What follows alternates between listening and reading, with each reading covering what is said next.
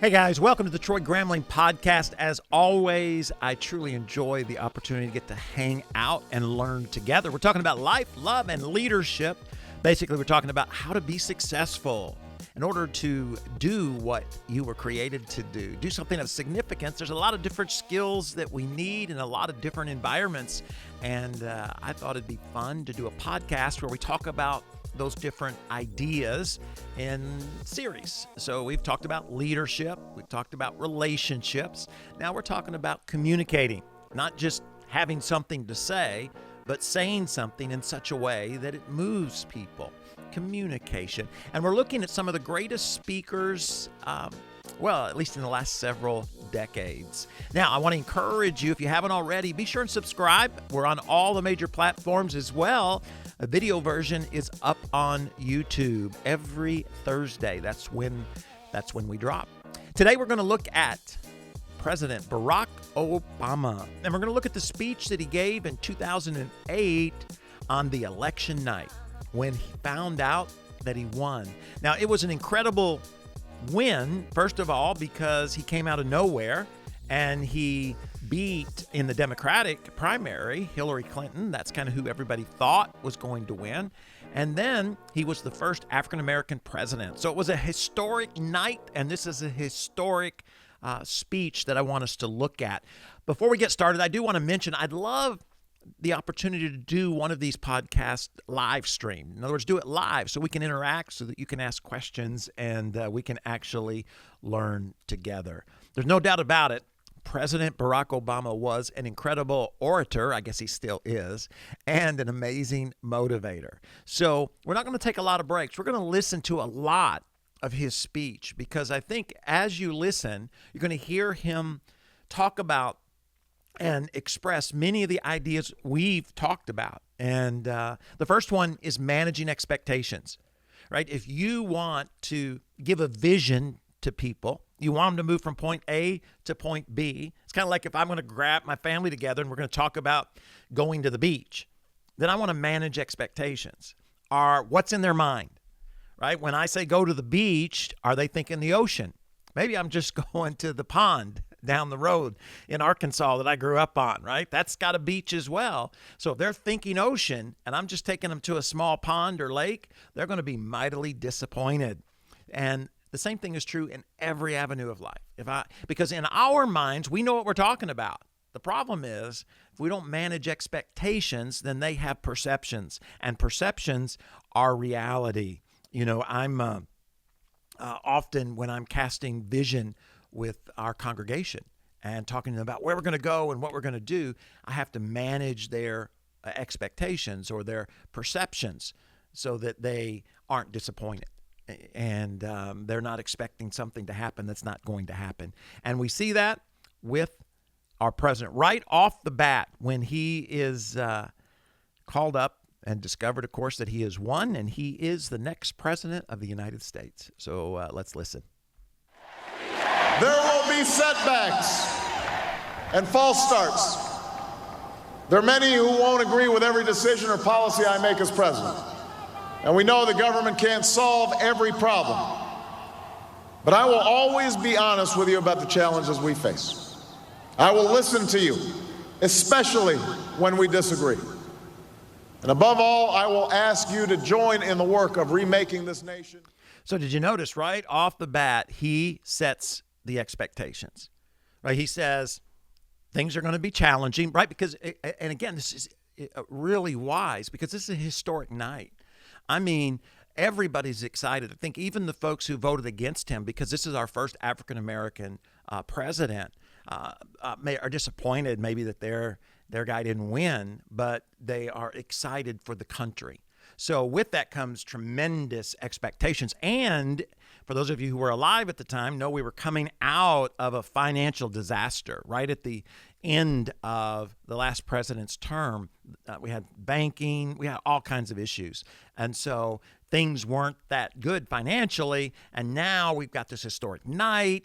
He's an incredible communicator. He's talked about change. And so everybody is got huge expectations. And he's going to manage those. So it's an incredibly wise thing to do. As we've talked about in other episodes, it's knowing who you're speaking to and what they're expecting so you can set the table in such a way. And you notice he says, too, not only is he setting the expectations about the fact that the government can't fix everything, right?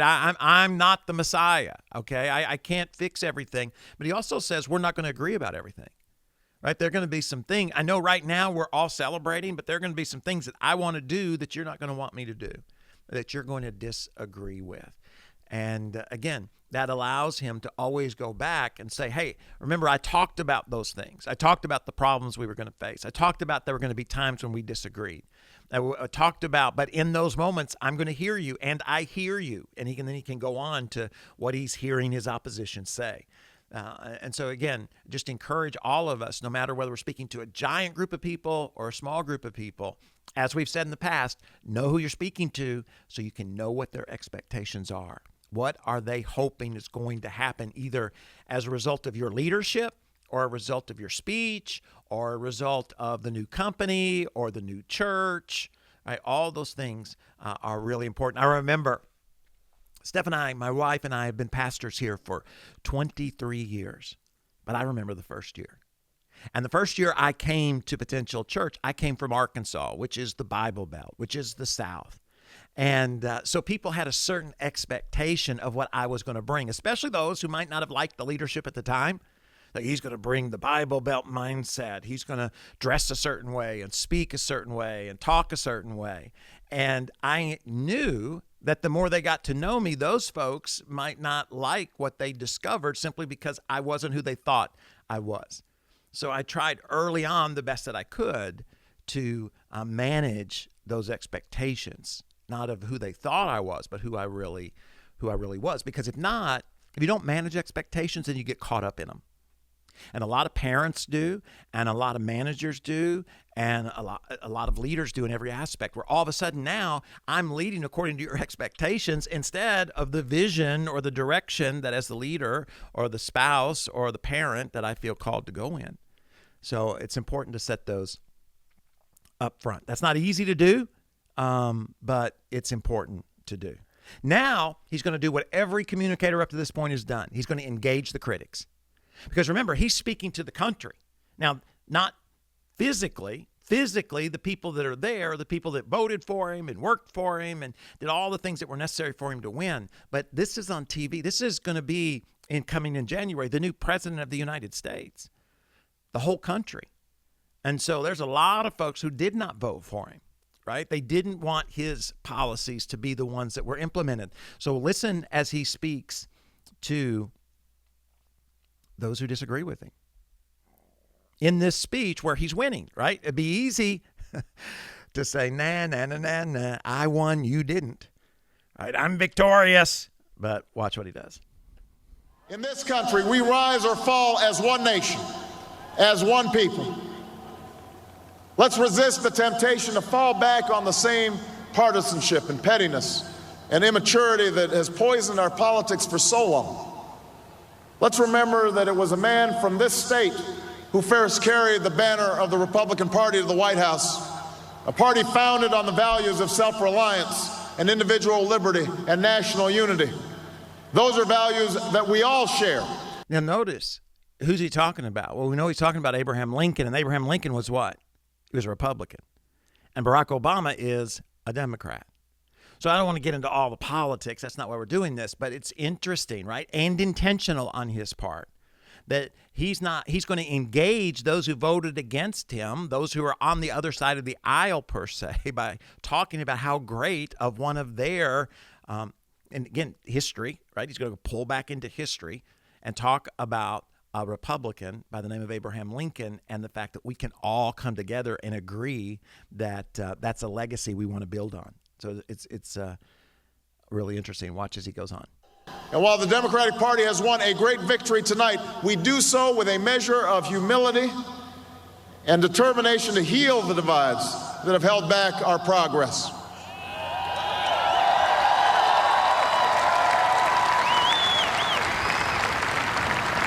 As Lincoln said to a nation far more divided than ours, we are not enemies, but friends. Though passion may have strained, it must not break our bonds of affection. And to those Americans whose support I have yet to earn, I may not have won your vote tonight, but I hear your voices. I need your help, and I will be your president too. Now, most political leaders will do this in some fashion, right, where they'll talk about being everybody's president. He spent, if you look at the time of this speech, he spent a lot of time on this very idea of speaking to those who were critical or his opposition, however you want to say it, by using as an example one of the folks from their party. And then, at the end, talking about how I need your help, right, which is a position of humility. Now, there's lots of opinions about which presidents, if any of our presidents were actually humble. Can you be humble and be president? But that's a humble stance, is to say, hey, I need your help. We need your help. And remember, it's one thing to look at those who agree with you and say, hey, if we're going to do this, we got to all do it together, right? Or to look at your opposition and say, hey, if you don't want these bad things to happen, you need to get in gear. It's another thing to position yourself in a place of humility to say, look, I need your help. It's kind of like, again, as a parent. And one of the reasons I continue to talk about parenting is because even in the Bible, it talks about parenting being the example and the laboratory of leadership. Because if you can parent well, I know this sounds crazy. Well, here's what the Bible says. You can be a good pastor, a good leader.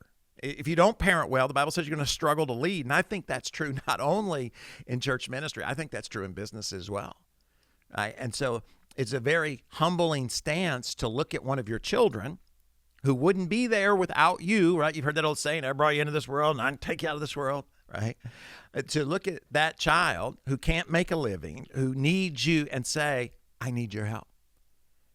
If we're going to have a good time, I need your help. If we're going to have peace in our home, I need your help. I could demand it. I'm the winner, right? As the parent or as the president or as the president of the company. But to position yourself in a place of humility is always attractive. The Bible, again, I hate to keep throwing the scripture at you, except for I believe that it's an incredible foundation in which to build on. But it talks about God lifts up the humble, right? Because there's an attractiveness to humility. I'm much more likely to engage. And that's what he's after. That's what we're after when we're communicating, because we want people to go on the journey with us. Right? I'm talking because I believe that I have an idea that is worth listening to. I have a place that is worth going to. I have a change that's worth implementing. And the only way that we're going to be able to do this is if I can take you on a journey to either convince you or inspire you or motivate you or challenge you. And you can't do that in a sentence. You can't do that in a word. You got to do that in a narrative or in a journey. And in order for you, there's certain criteria that are necessary for you to be willing to go on the journey, because you get to decide that. The communicator doesn't. I've got to do what I've got to do to be effective as a communicator, but at the end of the day, you get to decide whether you go or not, whether you're going to get in the car and go on the journey. And so that's what I'm trying to do, because if all I want to do is get information out, well, what good is information if it doesn't bring about the goal, or the change, or the transformation, or the inspiration that we're trying to actually accomplish? We've all had those teachers, probably those preachers, right, where they get up and they regurgitate a bunch of information, but it doesn't change our life because they never connect with us. We never go on the journey with them. We hear facts and we hear words, but we don't go on the journey. So in order to do that, again, it's just really important for us, and he does a great job here. On a night, again, you got to remember where you're at, on a night when he won. After a long battle, after people saying bad things, right? I mean, our politics can get pretty rough. Now, this is, of course, the best part of the speech. And we're going to listen, to almost over 2 minutes of it. And you've heard parts of this. And he's just basically going to connect history with a story. He's going to tell a very inspiring story that he's going to be able to go back to his whole presidency. He was president for 8 years. And if you go back and listen to what he had to say on year number 8, you're going to hear him make this statement and make this phrase. All right, so why don't you do this? Can you guess what it is? Can you guess what it is? What statement it is he's going to make that for 8 years he was able to go back to it again and again and use it effectively? And part of the reason is because of how well he used it right here. This election had many firsts and many stories that will be told for generations, but one that's on my mind tonight is about a woman who cast her ballot in Atlanta. She is a lot like the millions of others who stood in line to make their voice heard in this election, except for one thing. Ann Nixon Cooper is 106 years old. Notice how he told the story. He told you where's Atlanta, so that immediately puts something into your mind. And then he uses a little bit of surprise, right? She's like everybody else, except she's 103 years old. How many of you know somebody who's 103 years old? I don't know anybody that's 103 years old. I don't know anybody that's 100 years old, okay? And so that immediately grabs your attention. She was born just a generation past slavery, a time when there were no cars on the road or planes in the sky, when someone like her couldn't vote for 2 reasons: because she was a woman and because of the color of her skin.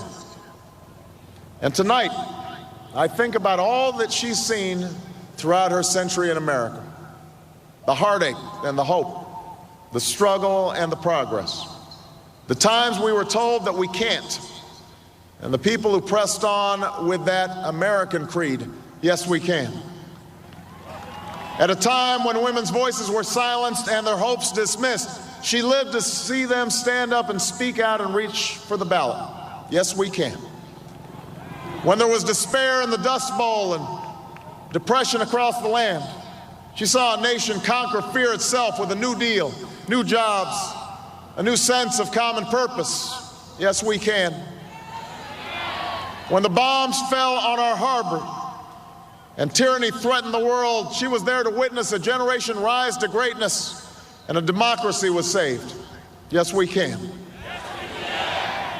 She was there for the buses in Montgomery, the hoses in Birmingham, a bridge in Selma, and a preacher from Atlanta who told the people that we shall overcome. Yes, we can.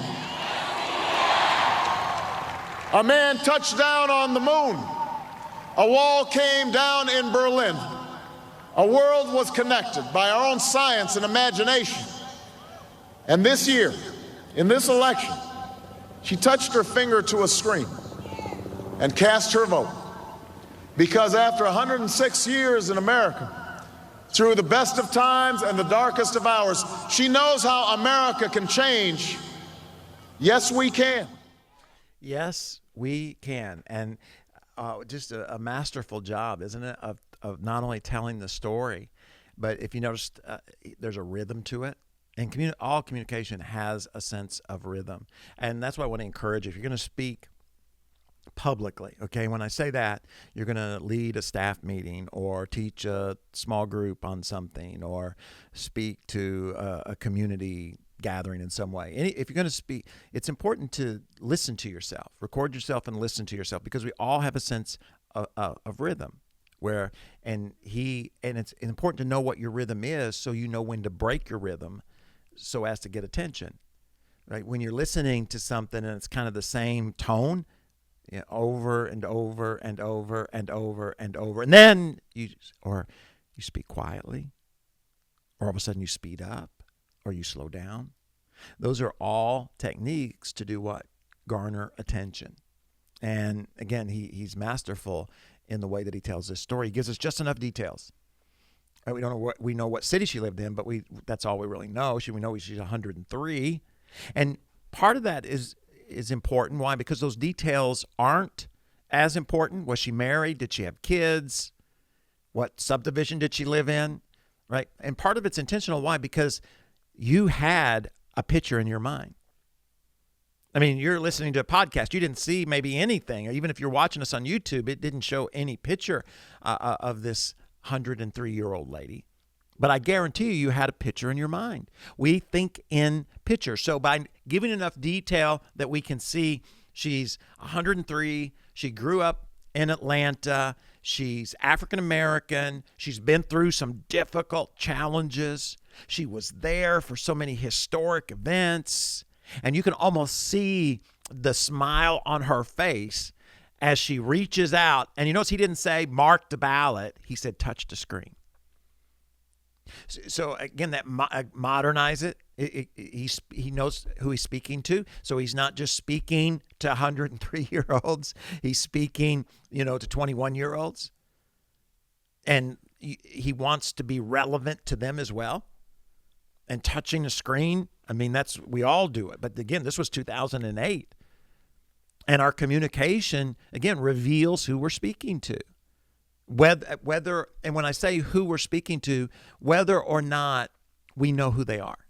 In other words, if I'm listening to you communicate, it's like when I'm here, we're doing a podcast, but we're also doing it on YouTube, and I'm looking at a video. So it's got audio, but I'm looking at a video.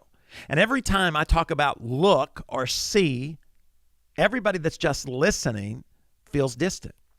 Because what's the question you're asking? Well, does he know I'm here? Does he know I'm here in my car, or I'm here at home, or wherever I am listening to this? Or is he just talking to those who are watching it on YouTube?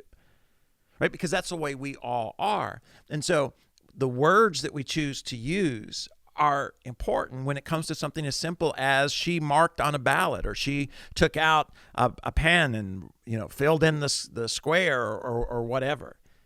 No, she touched a screen. And maybe you didn't notice it. But I can promise you, had he said something else, those who are younger would have noticed it. They would have picked up on it. So again, if you're going to speak to a group of people, it's important to listen to ourselves so that we hear ourselves when we disconnect from those around us. And it's really easy to do because nobody is naturally connected to everybody. Right? If you're 103 years old, it's going to be hard to connect to a 21-year-old unless you're intentional about it. And that's why good communication that's effective, takes a lot of work on our part, doesn't it? We have to think through these things. And when I say good communication, I'm just talking about, again, whether you're preaching or whether you're talking to the whole staff or to the whole office. I'm talking about talking to your kids. You can speak out of emotion. Or you can realize that, the goal is not for me to feel better. The goal is for me to change the behavior of my children. So I want to think through what I'm going to say, when I'm going to say it, and where I'm going to say it. Even if you're talking to your spouse. My wife, Stephanie, will often be very good at this, right? I'm not so good at this when it comes to like family situations. Better with the kids than I might be with Stephanie. But is I feel something, so I'm ready to talk about it. We might be in the worst place possible, but it's like, hey, we need to talk about this. Where Stephanie will always think through, not only where are we, but what have I been through before she talks to me about certain things in certain ways, because she knows I'm more receptive, and that's what she's after. She's after me to change my behavior or to do something or go somewhere. And so if she's going to be effective at it, then she spends time thinking about it. And that's just important in all of our communication, and it's so much fun to watch when people do it well. And all of these communicators, as every good communicator is, are masterful at their ability to do that. All right, so he ties the idea in. And then the last thing he's going to give us is a vision for the future. Because remember, this is a really short speech. And yet, on election night, let's listen. This is our moment. This is our time to put our people back to work and open doors of opportunity for our kids, to restore prosperity and promote the cause of peace, to reclaim the American dream and reaffirm that fundamental truth that out of many we are one, that while we breathe, we hope, and where we are met with cynicism and doubt and those who tell us that we can't, we will respond with that timeless creed that sums up the spirit of a people. Yes, we can. So he goes back to that at the end. And again, knowing the situation, we've talked about that in each of these episodes, and knowing that you have a president that has won against the odds. And that gives a certain believability and authority to the words he's using. Because every president's going to talk about where we're going and what we're going to do. And, right, I mean, woo, the future is bright. America can't do anything. Here's the question is, do we believe them? Right? Some we do, some we don't. And you think, well, why? And here, many folks on both sides of the aisle believed what Barack Obama said in 2008 because of what he had done. I mean, he had momentum going into the office. Now, if you go to 2012, it's a different situation. So he's going to have to communicate in a different way because people are in different places. So you can't just go back to the same things because the environment's not always the same. But here, he says this, and when he says, yes, you can, you're like, yes, you can. Why? Because he did it, right? He did what most thought couldn't happen. First-term senator beating an established politician, and Hillary was running to be the first woman president. So, you know, and yet he won. He's a two-term president. So when he says, yes, we can, we're borrowing some of his success, believing that we can have the same thing. And that's a great place to be in. And you have to know whether you're there or not. You can't just say, I'm a winner. We'll get to some of the more recent politicians who have talked about winning, even though they've been losing. And so you're like, they're not as believable. Not because they're necessarily bad people, but because of the position they're in. And if you don't know it, then it feels like a lie. It feels like you're not being told the truth. So we all have to remember that when we're communicating. What have I experienced in the past? I'm going to be honest, because those are your critics, right? Your critics are the ones who are out there thinking, what are you doing talking about, yes, we can? No, you haven't, right? So you got to speak to them. And if you have had great success, then, of course, leverage it for all that you can to move people towards the dream that is in your heart. All right. So I have enjoyed the opportunity to so far look at Martin Luther King Jr., we've looked at John F. Kennedy, and we've also looked at Barack Obama. Next week, I want to go ahead and preview it for you a little bit. Next week, we're going to go in a different direction. We're going to talk, or we're going to listen to a coach from North Carolina State in particular. Very, very motivational, known for his ability to motivate. Then he had a tragedy in his life, like many of us that are listening today. Either ourselves or someone we know, he got cancer. Changed and impacted his perspective. In the early days of ESPN, at one of the ESPY Awards ceremonies, he gave a very memorable speech, inspiring, motivating, and challenging. And in it, we can not only be motivated and inspired, but we can learn from him how to be more effective as a communicator. So I hope that you will join us next Thursday here on the Troy Gramling podcast. Also, be sure and subscribe to all the major platforms, or if you'd like a video version, we're on the YouTube channel. All right. Have an incredible day. God bless. And we'll see you next time on the Troy Gramling podcast. Life, love, and leadership.